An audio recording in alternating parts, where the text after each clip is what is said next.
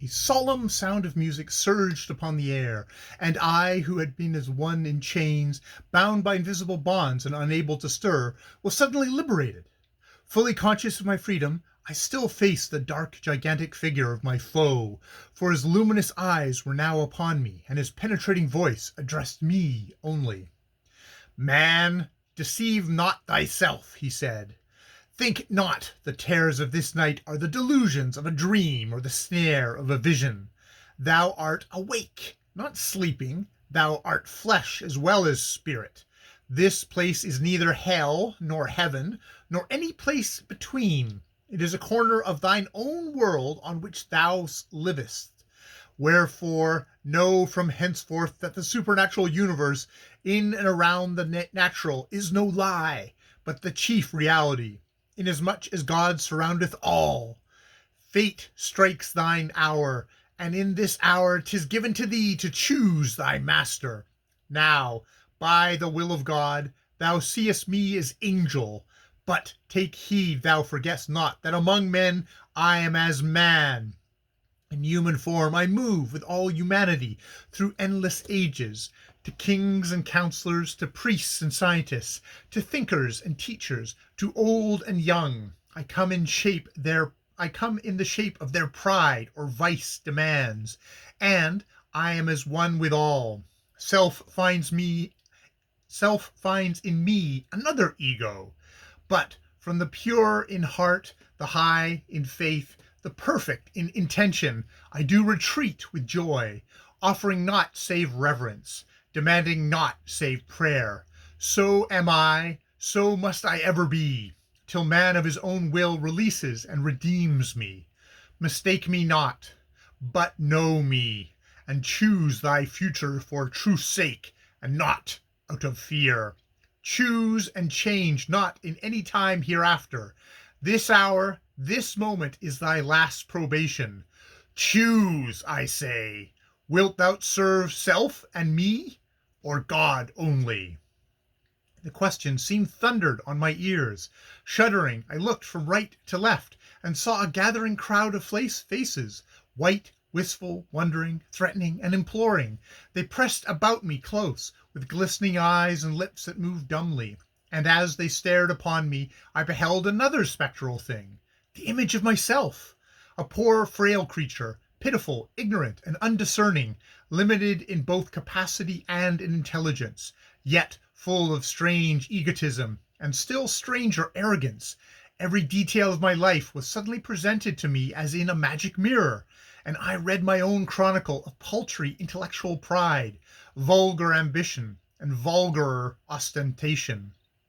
I realized with shame my miserable vices, my punny scorn of God, my effronteries and blasphemies, and in the sudden strong repulsion and repudiation of my own worthless existence, being, and character, I found both voice and speech.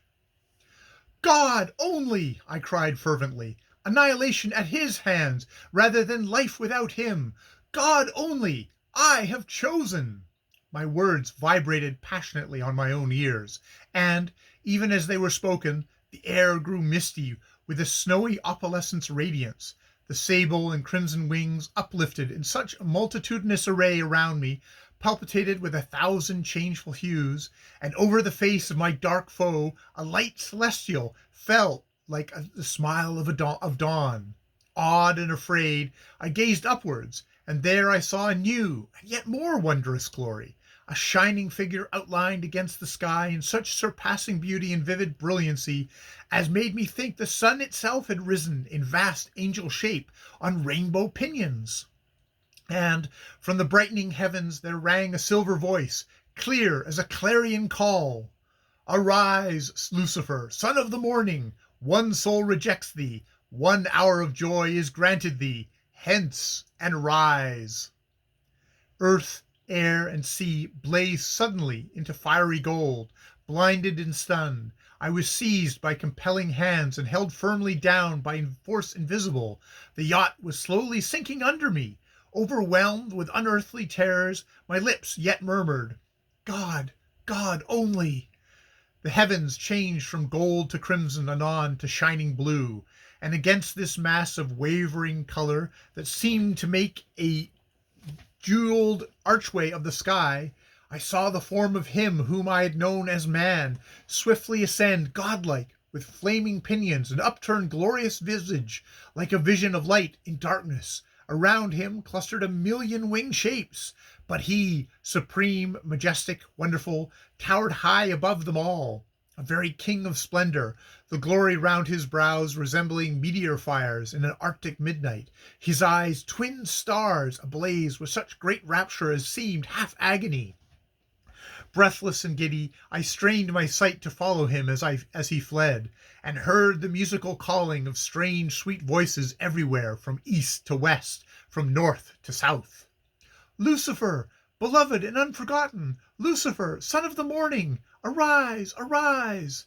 With all my remaining strength I strove to watch the vanishing upwards of that sublime luminance that now filled the visible universe. The demon ship was still sinking steadily. Invisible hands still held me down. I was falling, falling into unimaginable depths, when another voice, till then unheard, yet solemn, yet sweet, spoke aloud.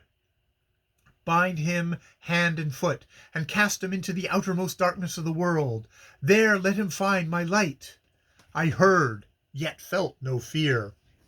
God only, I said, as I sank into the vast profound, and lo, while the world's words yet trembled on my lips, I saw the sun, the sweet earth's sun, the kindly orb familiar, the lamp of God's protection. Its golden rim came glittering upwards in the east. Higher and higher it rose, making a shining background for that mighty figure, whose darkly luminous wings now seemed like sable storm clouds stretched wide across the horizon.